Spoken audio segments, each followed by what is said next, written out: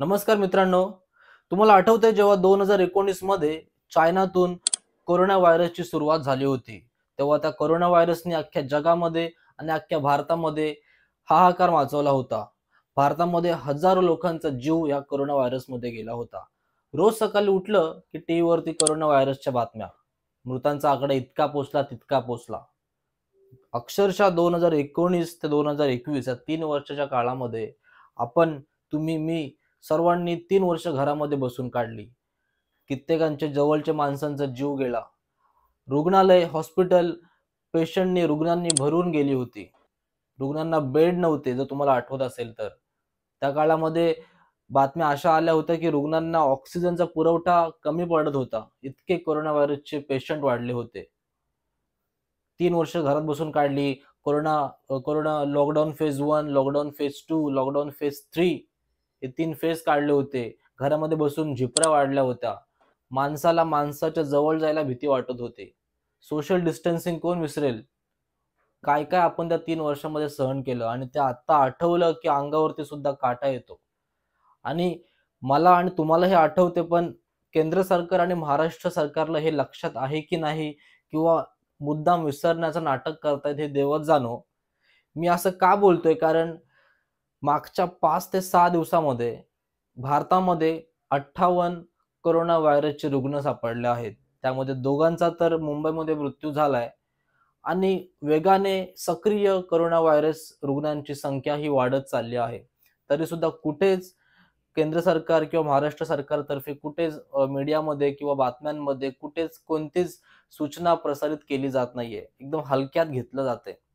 ही चूक 2019ला जेव्हा पहिल्यांदा कोरोना व्हायरसच्या बातम्या चायनातून आल्या होत्या, हीच चूक भारत सरकारने आणि महाराष्ट्र सरकारने केली होती.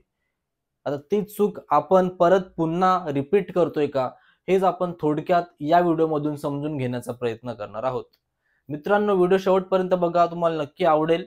व्हिडिओ आवडली तर नक्कीच लाईक करा आणि आतापर्यंत जर मित्राच्या YouTube चॅनलला सबस्क्राईब केलं नसेल, तर पटकन व्हिडिओच्या खालचं सबस्क्राईबचं बटन दाबून घ्या मित्रांनो.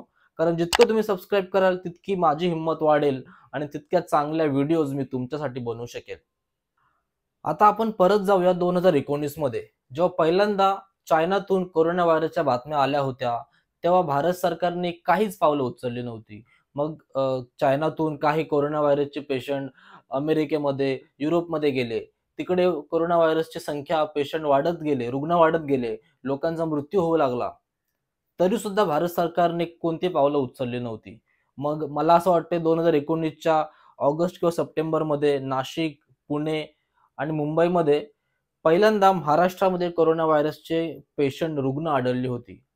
आणि मग तेव्हा सुद्धा फक्त त्यांना क्वारंटाईन केलं होतं. पण असे कठोर असे पावलं उचलली नव्हती. मग काय?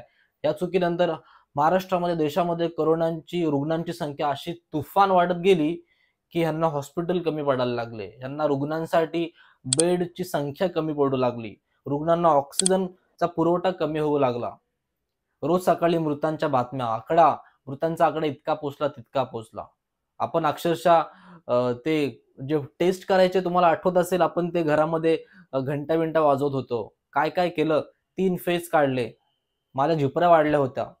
जवळचे माणसं, कित्येकांच्या जवळचे माणसं, रुग्ण मृत्युमुखी पडली होती. आणि तेव्हा मग नंतर कुठेतरी सरकारचे डोळे उघडले आणि मग त्यांनी क्वारंटाईन करायला सुरुवात केली, किंवा मग लॉकडाऊन लावलं. लॉकडाऊन फेज 1, 2, 3 काढलं.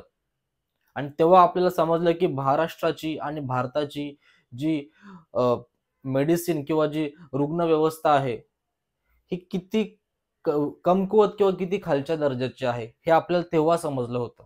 आता मी सर्व का बोलतोय? कारण मागच्या 3 ते 4 दिवसामध्ये सिंगापूर, मलेशिया, इंडोनेशिया या 3-4 देशांमध्ये कोरोनाची संख्या झपाट्याने वाढली आहे. अतिशय वेगाने, जवळपास 27-28% या देशांमध्ये कोरोना रुग्णांची संख्या वाढली आहे. आता त्यांचं सोडूनच द्या. आपण त्यांची बातमी आपल्या कानावरती आली तर आपण आतापर्यंत कोणती कठोर पावलं उचलली नाहीयेत. मग आता अजून भारतामध्ये मागच्या 4 ते 5 दिवसामध्ये 58 कोरोना व्हायरस रुग्णांची संख्या वाढली आहे. तमिळनाडू किंवा गोवा या राज्यांमध्ये हे रुग्ण आढळले आहेत. मुंबईमध्ये 2 रुग्णांचा कोरोनामुळे बळी गेला आहे. पण अजूनपर्यंत माझ्या माहितीनुसार केंद्र सरकारने किंवा महाराष्ट्र सरकारने अशी कठोर अशी बातमी किंवा सूचना जाहीर किंवा प्रकाशित केली नाही, की बाबा रे, गर्दीपासून लांब राहा, मास्क लावा, व्हॅक्सिनेशन करून घ्या. कोणच मनावरती घेत नाहीये. मला माहितीये तुमचे पण कामं असतील, तुम्हाला ऑफिसला जायचं असेल, रोजची कामं असतील. तुम्ही रोजची कामं करा, पण ती काळजी घ्या. असं तुम्ही टाळू नका, की अरे काय होणार नाही, आता काय फक्त कोरोना म्हणजे तापच, असं समजून चालू नका. तुमची कामं सुद्धा करा, तुमची काळजी सुद्धा घ्या. आणि हेच महाराष्ट्र सरकारने सुद्धा केलं पाहिजे. महाराष्ट्र सरकारने अक्षरशः सूचना काढल्या पाहिजेत, की तुम्ही स्वतःची काळजी घ्या, गर्दीच्या ठिकाणी जाऊ नका, मास्क लावा, हात स्वच्छ धुवा, जेणेकरून कोरोनाचा जो प्रसार आहे तो कमी करता येईल. हे तुम्हाला मी म्हणजे घाबरवत नाही, पण आपण ज्या चुका 2019 मध्ये केल्या होत्या, की आपण तेव्हा सुद्धा चायनामध्ये जो कोरोना व्हायरसचा प्रसार होत होता, ती सूचना आपण मनावरती घेतल्या नव्हत्या आणि मग त्याचा आपल्याला अतिशय भयंकर नुकसान झालं होतं. हजारो लोकांचा जीव त्या एका चुकीमुळे गेला होता.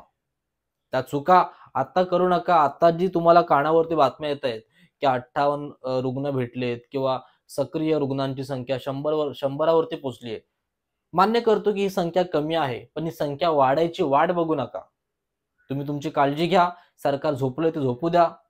मी बघतोय सरकारचं ह्या विषयाकडे लक्ष नाहीये.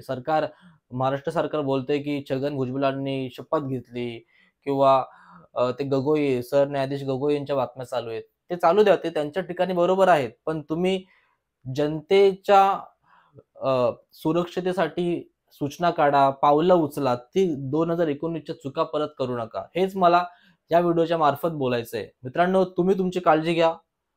जरी कोरोनाचं प्रमाण अतिशय कमी प्रमाणात आहे, तरी काळजी घ्या. कोरोना वाढायची वाट बघू नका.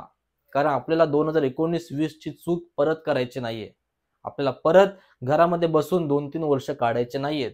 त्यामुळे मी आधीच तुम्हाला सूचना देण्यासाठी ही व्हिडिओ जिथपर्यंत पोहोचेल ती पोहोचेल. त्यात मी काहीच करू शकत नाही. पण तुम्हाला ही छोटीशी सूचना देण्यासाठी ही व्हिडिओ मी बनवली आहे. मित्रांनो, व्हिडिओ इथेच संपवतो. तुम्ही तुमची काळजी घ्या, मास्क लावा आणि तुमचे रोजचे कामं असेच सुरळीत चालू ठेवा. पण स्वतःची काळजी घेण्यास विसरू नका. व्हिडिओ इथे संपवतो. व्हिडिओ आवडले असेल नक्की लाईक करा आणि आतापर्यंत जर मित्राच्या YouTube चॅनलला सबस्क्राईब केलं नसेल मित्रांनो, तर पटकन व्हिडिओच्या खालचं सबस्क्राईबचं बटन दाबून घ्या आणि मित्राच्या YouTube चॅनलला सबस्क्राईब करून घ्या. भेटूया पुढच्या एका नवीन व्हिडिओमध्ये. तोपर्यंत जय हिंद, जय महाराष्ट्र.